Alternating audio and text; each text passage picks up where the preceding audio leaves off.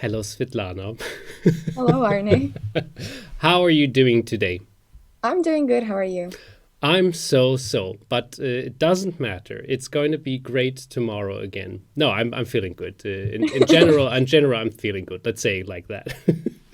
Oh, I have to enable you to share this screen. Now, let's talk about chess. Okay, well, today I wanted to switch it up a little because I realized we haven't looked at endgames yet.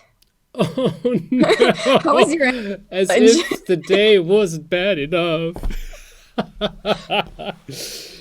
Here we go. Endgames it is. Excellent. Yeah. Well, as I can tell, you don't really enjoy endgames.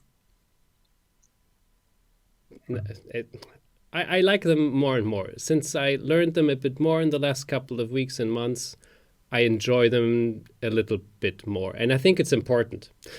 I will always remember what you said. It's good to open your horizon in any possible way to all the chess things that are available. So Hmm. let's go for it. I'm ready. Okay. Well, yeah, personally, I like endgames, Cool. but even my love for endgames wasn't enough to actually get through the whole Dvoretsky's endgame manual. Have you ever read it? No, I Well, think I've I didn't have the patience for it either, but I took a few things from there just to.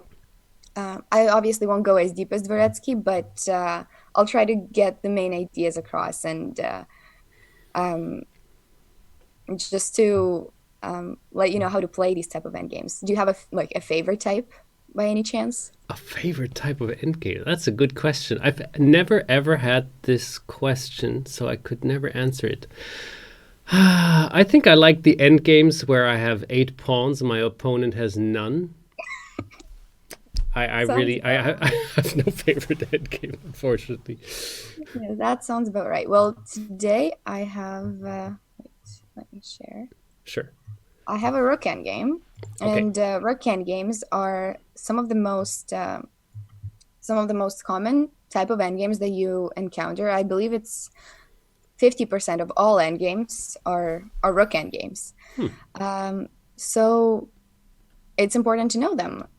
So maybe we can take a look at this one where um, it's a rook endgame while white has two extra pawns, and they're F and H pawns. Are you Mhm. familiar with this one? No. So I'm really happy that you are the one who's teaching this to me now because I have not the slightest clue. I would say white has a bit of an advantage, but I could be wrong.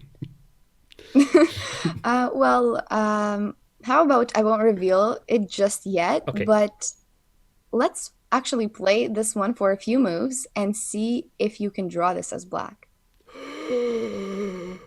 All right. Okay, let's go for it. Okay. Well, it's white to move here, so I'm gonna play rook here.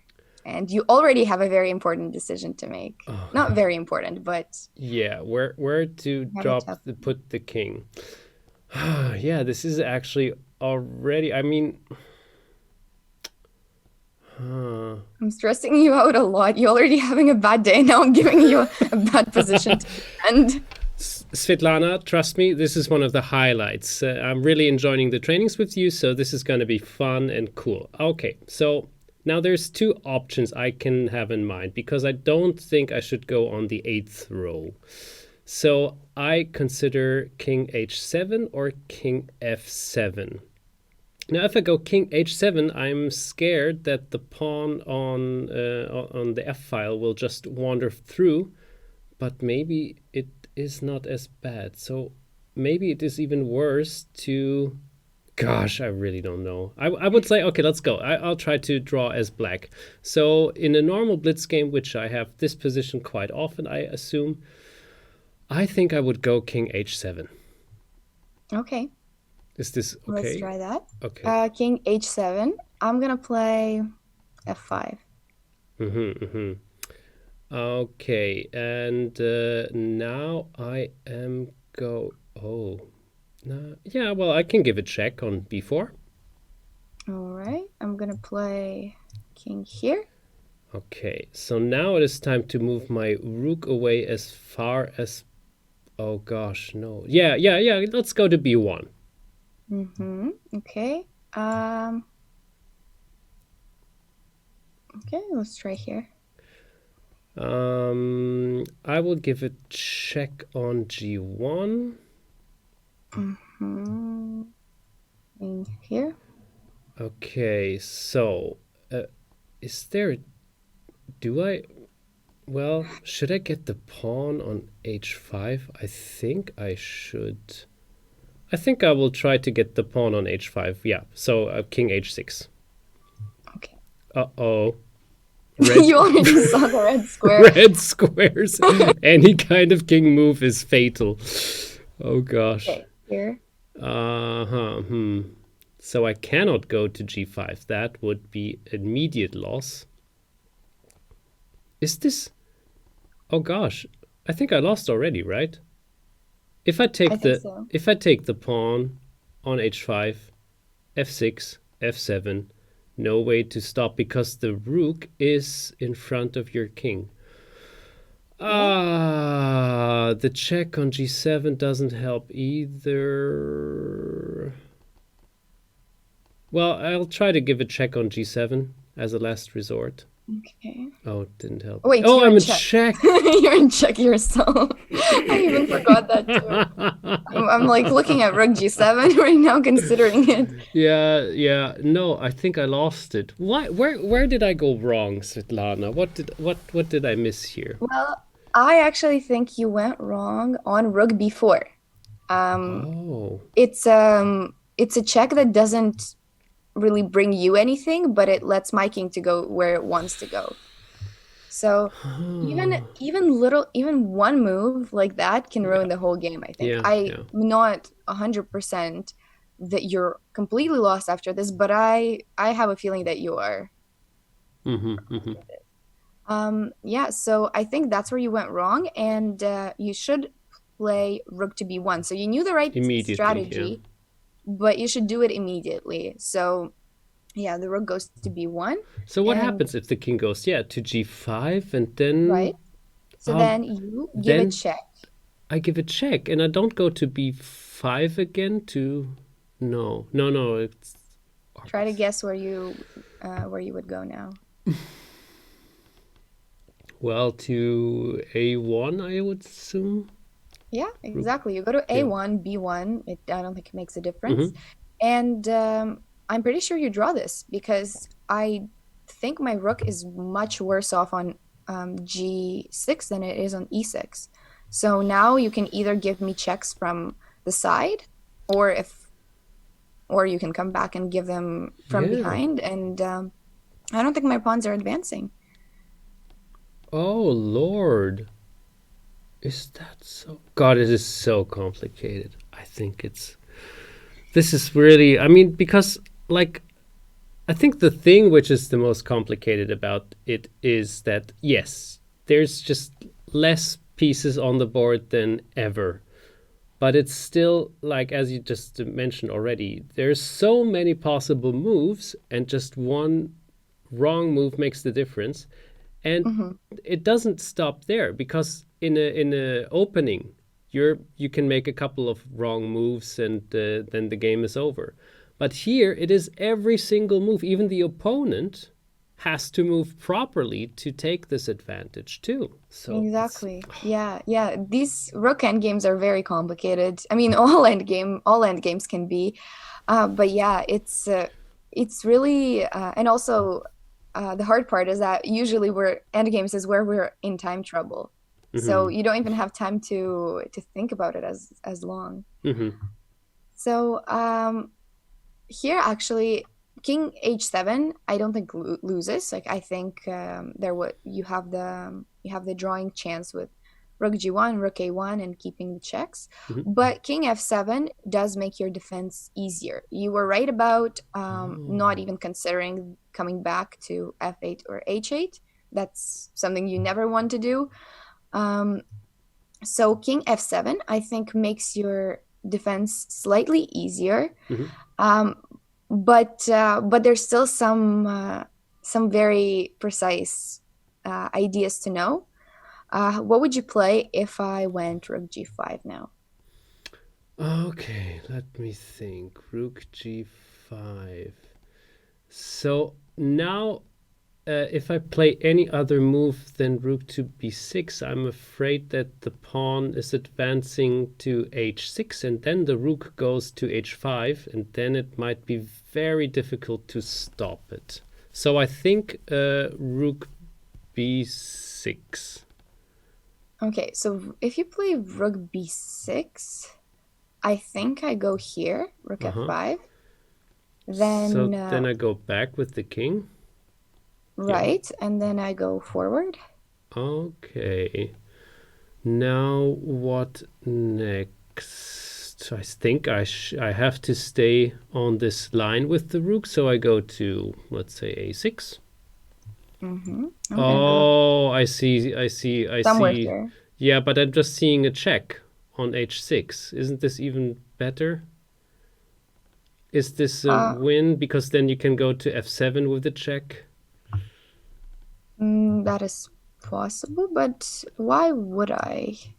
Why would I calculate this if there is a simpler way? I don't think this is a draw because I Oh mean, I no, think you it's a can. win because you get the pawn. Sorry, my fault. Yeah, that's how terrible. Yes, yes, thank you. Sorry, sorry, sorry, But sorry. that is an idea for later, though. Yeah, okay. Like, once my rook is here, now I can play h6 and play rook b7. So yeah, now my rook is coming to b7, Ew. and your king will be pushed away Yes. to either to the eighth rank, and I'm pretty sure you're lost here too. No. So it's really tiny moves like this that can make a difference. So rook b6 I think loses, and well, not loses, but I again, it's all I'm looking at it more from a practical Yes, point of please view. forget the computer moves if the squares are correct or not. This is from the book and the more practical moves. If I'm trying to teach a young one how to checkmate with a rook and a king against only a king, I'm not showing the best possible moves the computer makes. I'm showing that the rook is moving from one side to the other, then the opposition of the king to checkmate it. And it might take 6, 7, 8 moves more, but it is more important to learn the technique. So I get your. Yeah, so I of course like I know the evaluations, but I'm more so trying to give you the ideas of like what you should do and what you Yes. shouldn't do. So even if let's say rook b6 somehow holds the game, if it's not the right defensive strategy, then you won't keep it up. And I I personally completely don't know how you understand. Yeah. defend after this because now I have the plan of just playing rook somewhere and pushing you to the eighth rank. Uh-huh. Uh-huh. Yeah, So it's going to be very difficult. Probably I have to go with the rook to a7, but then you're pushing the pawn forward. I really also don't see, and I'm not good with endgames, as you already know. no worries, no worries. So basically, let's maybe go to the beginning position of this. So technically, this endgame is a theoretical draw. So black does have a defense mechanism, and if black keeps up with it, there's nothing white can do to win it. And you said that you've had this position a few times in your blitz games. Do you get it often? Yeah, because of course, I mean, kind of often I try to end the game after 4 to 5 moves in the West cases, but sometimes it doesn't turn out like this, and then I'm normally black in this position too. All right. And I normally lose, which is also very interesting and important to understand. So I do Yeah. not know how to. But now that we're just sorry to interrupt you. Now that we're already thinking, I think one of the ideas, the general ideas, is to go to B and A with the rook and to row 1 and 2 and give checks every now and then. Because that's Right. what my opponents do very often if I'm in the similar situation. Yes. So you're right about that idea. That's one of the good defense mechanisms. Yeah, I'm actually surprised that you get it too often, but I guess it depends on what type of openings you play too. Because some people can probably never get this endgame, while others will get it a lot. So Oh, that's at least that's what I encountered. I'm personally the type of person that got this a lot. Um, and surprisingly, in classical games, maybe around 5 times, which is actually a lot for such an oddly wow. specific position. And I've had it on different sides, but the first time I've had it, I was aside with the 2 pawns, and I won the game, but it was because my opponent made mistakes. And after that game, I was really curious about the position, and I looked up the correct defense mechanism, and then something like 2 weeks later, I get the same position, but as black, well, as the defensive side. I don't Yeah, know if it was white or black, and I managed to defend it. So after that, I don't know what it is about. Maybe it's my openings, maybe it's something else, but I kept getting this position a lot of times, and after just one time of looking it up and just remembering the correct defense mechanism, you can implement it for the rest of your games. So a lot sounds of good. people so a lot of people don't like looking at endgames, and it's and I understand why they can be boring, but I feel like if you keep getting one sort of endgame, just looking at it once and remembering the ideas can help you for literally the rest of your life. Sounds very So good. yeah, I don't know what my luck is with this type of endgame, but I get it suspiciously often, and I don't really know if other people do as often as me. But let's look at the model game. So this is Gligerich versus Smyslov. So I think this is kind of the model game Okay. of this type of endgame, and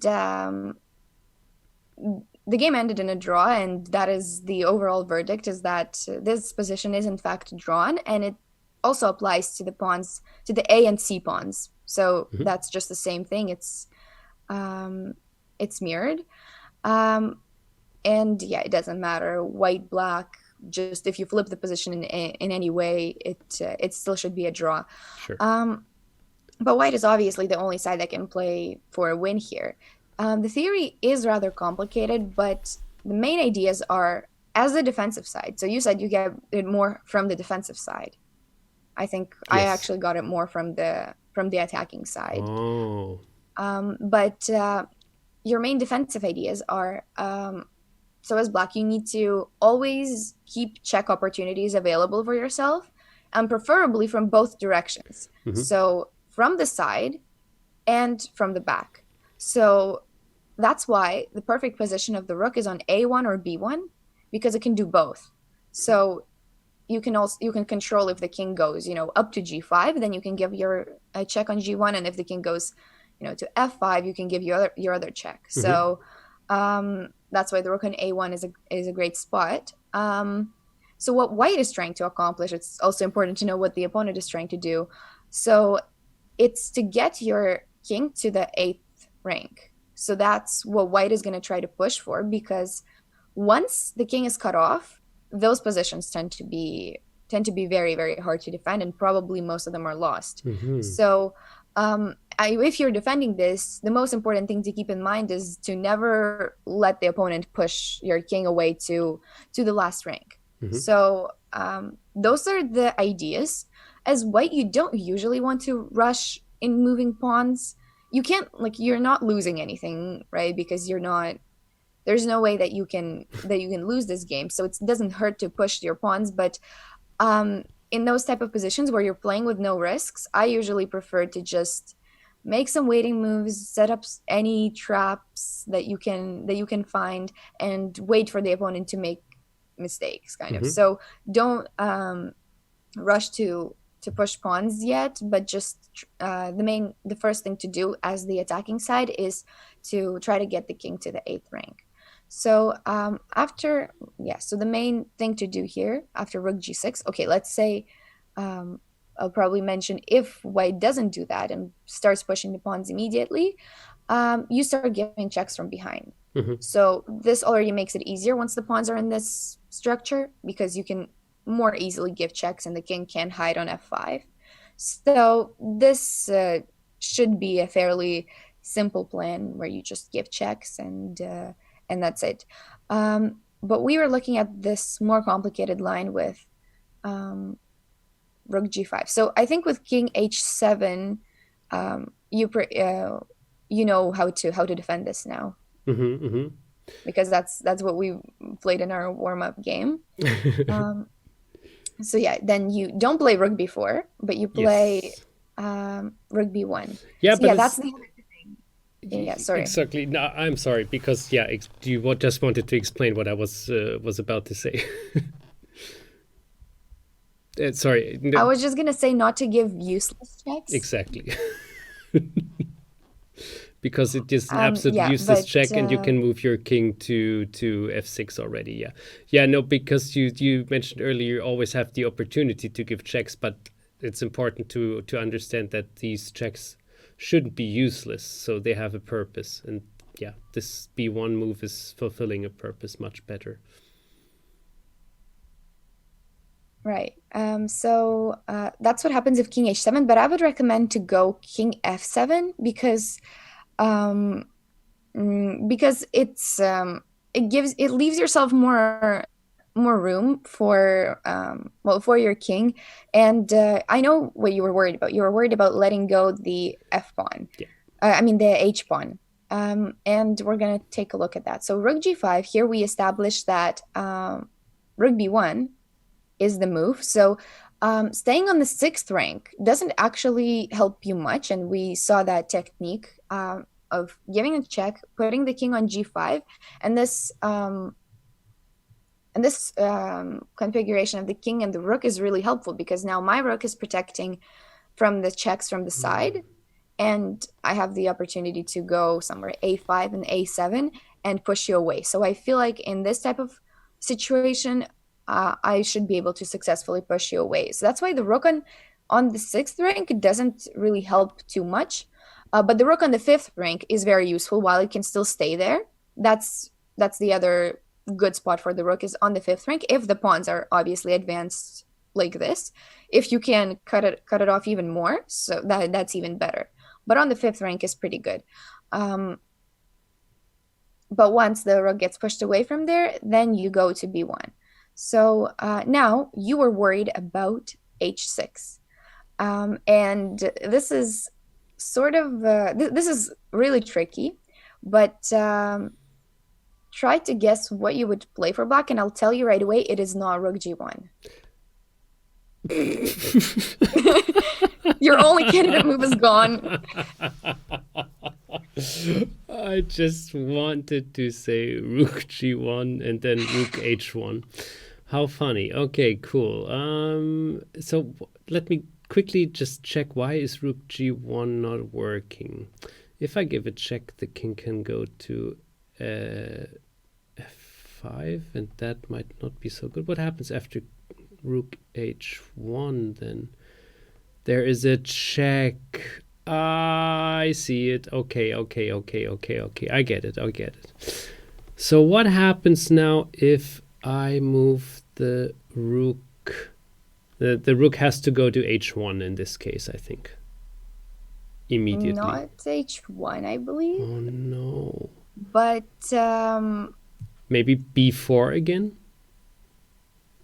well, on b4, it's not really doing anything. Well, you're protecting, you're attacking f4, but the rook basically is never really good on the fourth rank. Okay.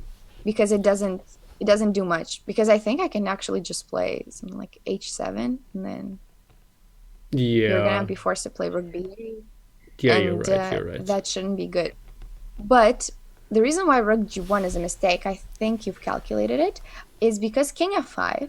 So now, first of all, you don't have checks from the side, which ideally you would want to have here. So in this position, if you can magically get your rook to a5, you should be saving it. But you can't, and you have to play rook h1. Exactly. And then you saw that this happens, and once the king gets in front of that passed pawn, it's pretty much over. I think it's this should be done. This is still okay, not that simple, but whoa, it's you're just in time to actually promote. Oh, okay. Yes. Interesting. But the whole point is just not even in the first place to let your king Sure. get cut off like that to f to the eighth rank. Mhm. So yeah, the right move is make a waiting move, because right now think about it. H7 um, is um, It's if not H7 working. it stops working because you get your check on G1 and then come back to H1 and you win the pawn. Mhm. There is no rook G7 check anymore. So even just thinking about the threat, it's not really a threat right now.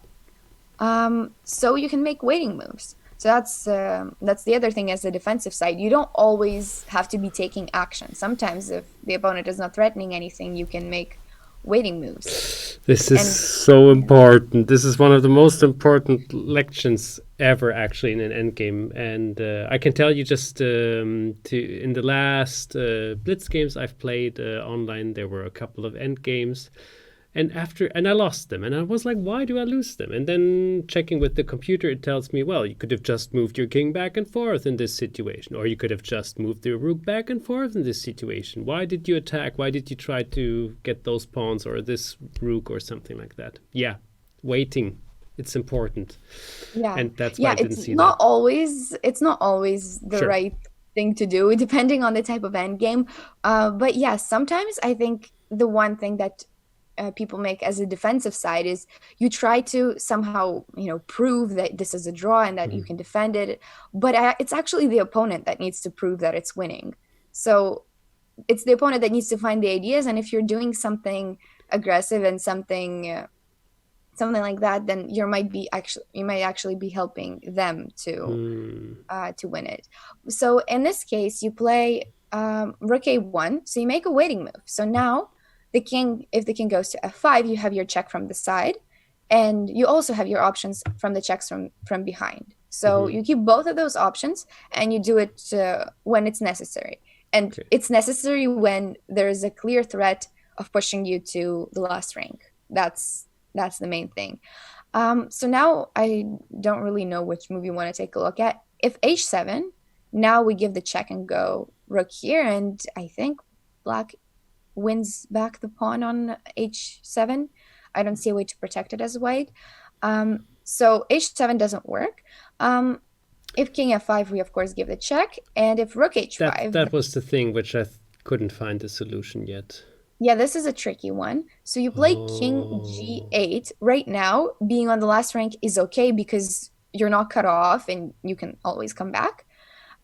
So it's not exactly the same. So now your king goes in front of the more advanced pawn because it was important to take care of it right away. Mhm. And the good thing here is that the pawns are in front of the king. So this would have been much worse if the king was if the white king was somewhere else. But the good thing now is that you can more easily give checks because the king can't hide behind them just Mhm. yet. So in this case, you start giving checks, and Yuruk is gonna try to attack from behind. So the king gets forward, and you go back to a1. Mhm. And once you go back to a1, um, again, you keep both opportunities. So if the king tries to, go forward and advance the pawn, you keep the checks from the side. And if he tries to go, back to g5, then you always have your checks from behind. Mhm. So basically, that's how you defend. It's still hard. It's still every incorrect move that you make can still be a loss, Mhm. but at least this is the right strategy so far. Crazy. So um, I think in the game they captured on f on h6. Um, and again, this was calculation, and this is about knowing a different type of endgame. So this is not exactly a simple one, but um, I'll try to show it to you. So basically, do you know this type of endgame? No. So Better, it's but not entirely. okay.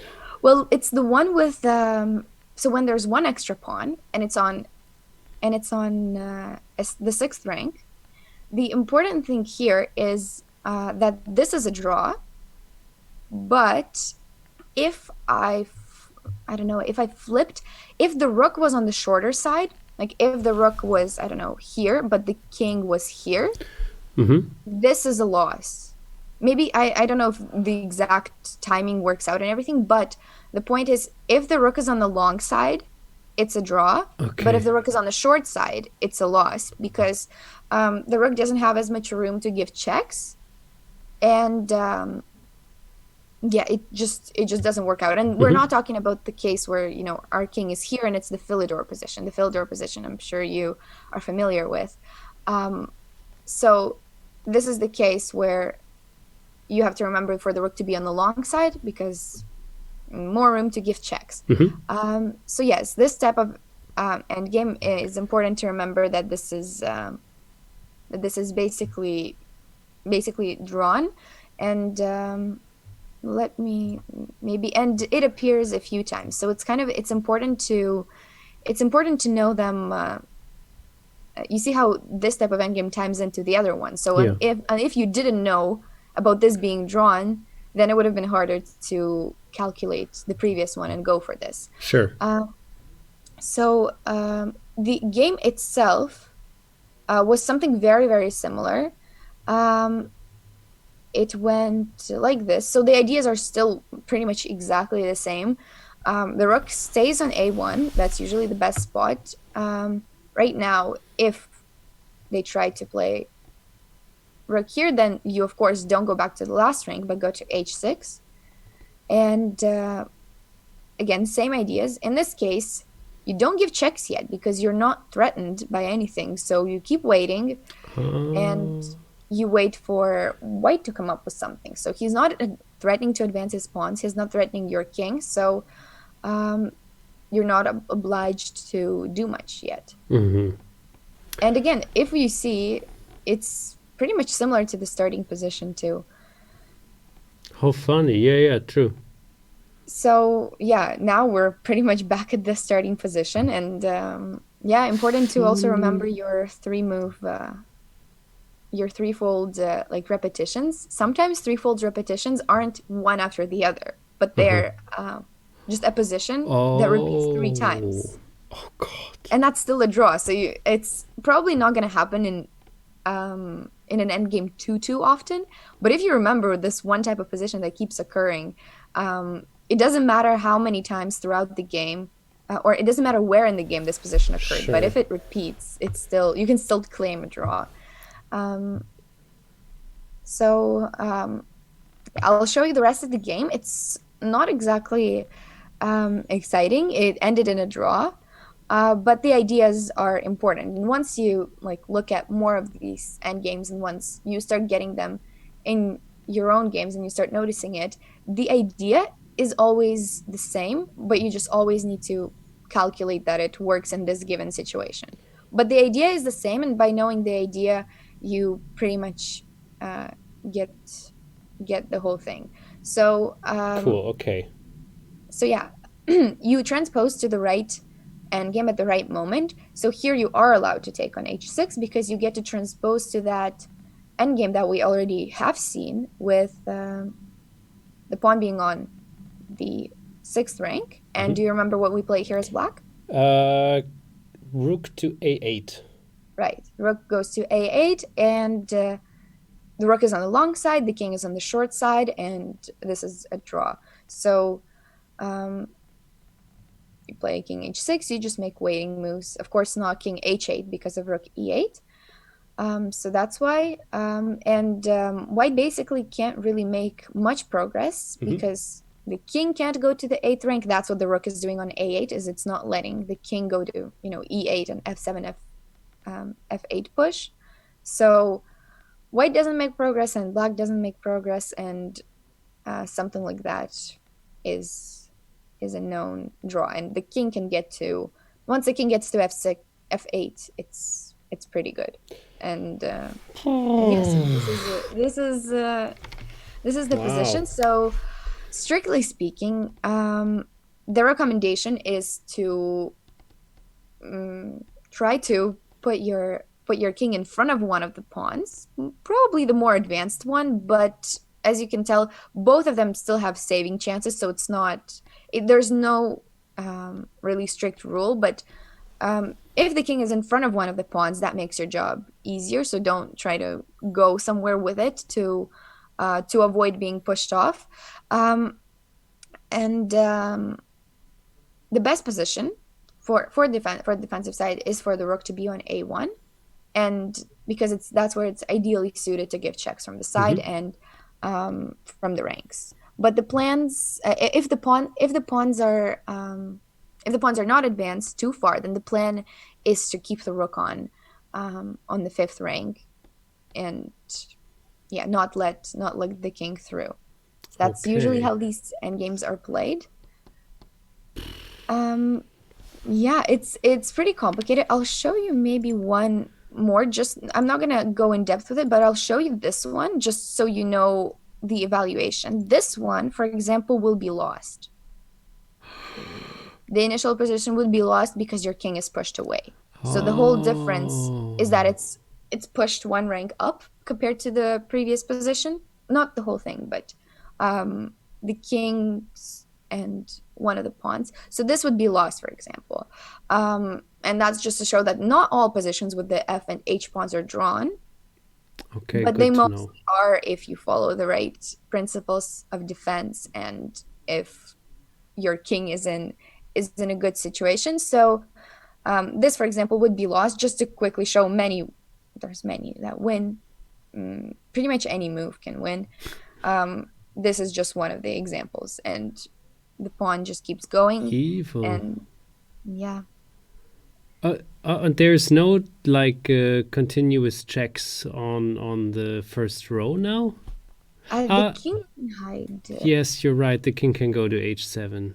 Yeah. Right. So f5. Yeah, and yeah. Hide. Exactly. And then we have this ideal position which you mentioned earlier already. Yeah. Yeah. So tricky. Yeah, that is just this position, not to be confused with the previous one. Sure. But overall, the positions with the pawns, with the f and the h pawns, are a draw. So that's important to know, and that's just to remember. Maybe that'll help you sometime in a blitz game, just to have the self-confidence that it's a draw, and it'll help you defend it in some way. That is really, yeah, it's still intimidating, all of this, although I learned some principles, and I think this is how it starts when you're learning some end games and get the juice of it. So it is the principles of giving good checks, making waiting moves. The rook has a good position on a1, or at least on one of the last rows, to be as far away as possible and give some good checks. And to understand the plan of white, to push your king to the last row, because that might be the advantage to win the game. Very, very interesting. I learned a lot already. Did you at home know about this? Probably yes. And if not, hey, be my guest. So welcome to the world of endgames. That's all I can say here. Okay, now let me, as a very quick last exercise, can we play a couple of moves in the position before? I want to try it again against you to try to get a draw against you. Let's go to the beginning. Yeah, I got this all in my mind already. I know how to play now. Awesome. Let's see. Okay, so I'm gonna start in the same way and see. Okay, so I will go to f7 with the king. Okay, 7. I'm gonna play rook g5. Yeah, g5. Rook b1. Okay, good. Now the move that you were scared of, h6. There it is. Well, I'm going with my rook to a1 now. I don't have anything to fear. Huh. You remembered the key idea. Great. Okay, I'm gonna try to play the tricky move, rook h5. No, don't do that. Okay, I'm going with the king to g8 now. Yes, you got it. That's I think that's probably the hardest part. Yeah, it King is. G8. It is. If I wouldn't have known it, I wouldn't have played it. So yeah. Yeah. Okay, I'm gonna play F5. Okay, so now I'm going king h7. Mm-hmm. Mm, let's play Huh, White's in the trouble page. now. Oh no, that was too early. Um, No, we've looked at this, I think. we did. Oh gosh. Okay. So, well, but I think rook b1. I don't see any threat at the moment. Okay. I'll try to play here. Okay.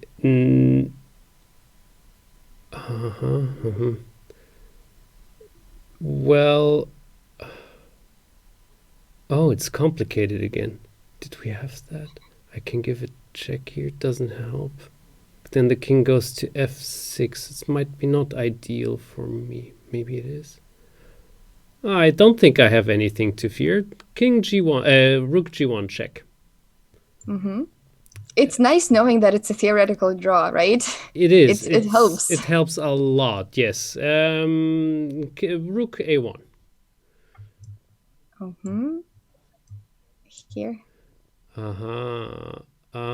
Nice. There is a nice. Well, then rook b1. Good. Exactly. That's perfect. Okay. I'll go here, maybe.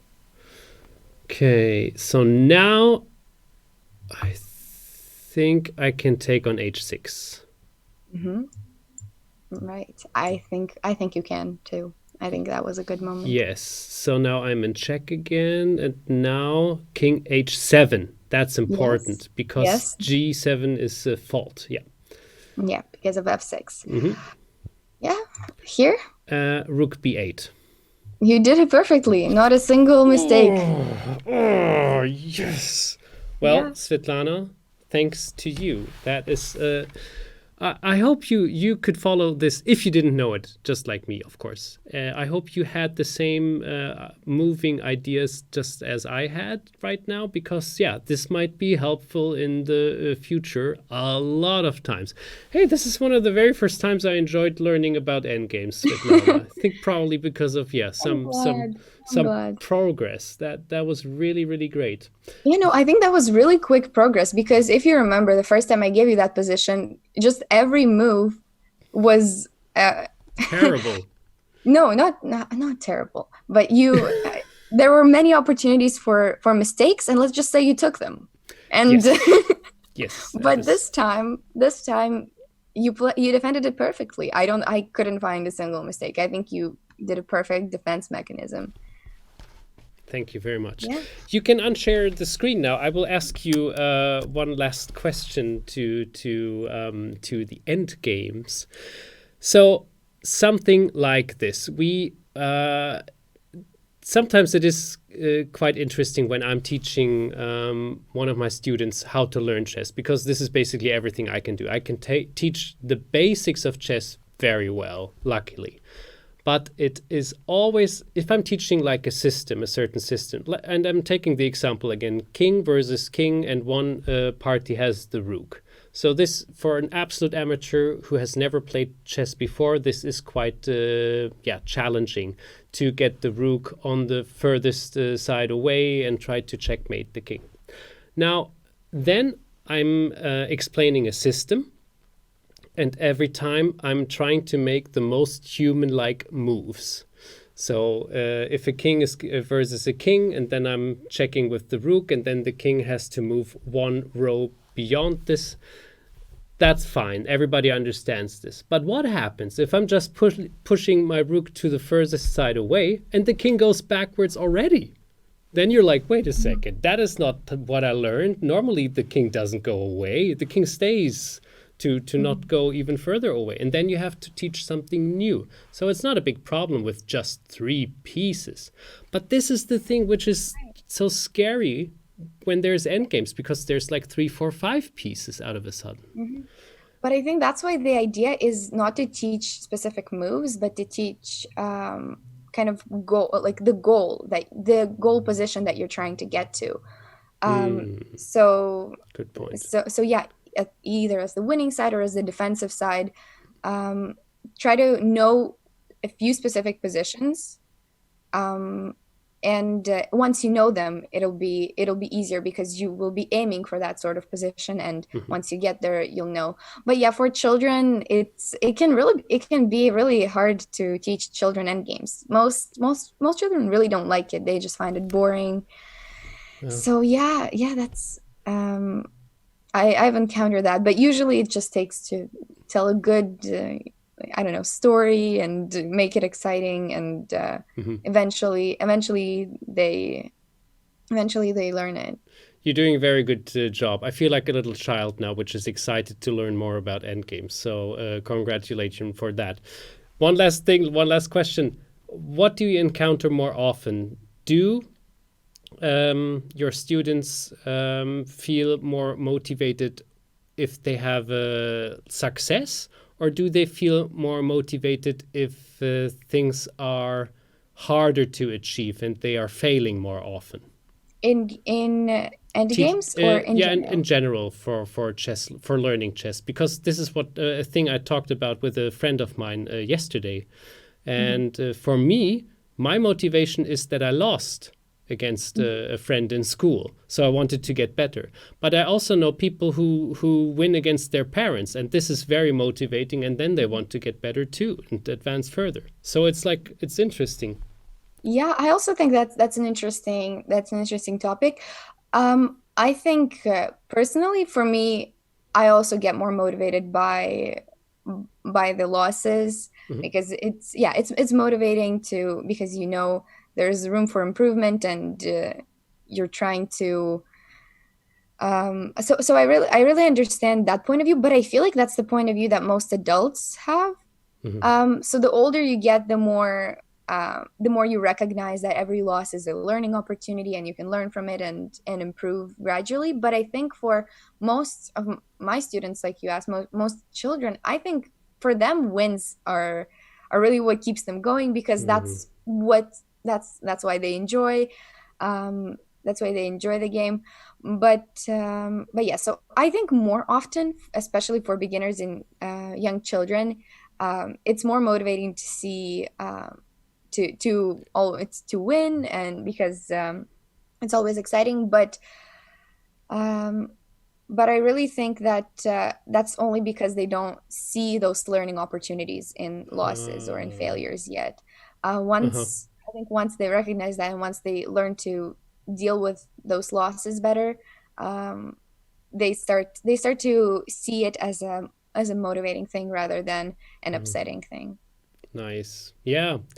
Good thoughts. Thank you so much, Svitlana, for this lesson. I hope you enjoyed it today as well. And yeah, all I can say is we see each other next week. I wish you, all of you, a nice rest of the week. And Svitlana, we see each other on next Tuesday. Yeah, Bye see. bye.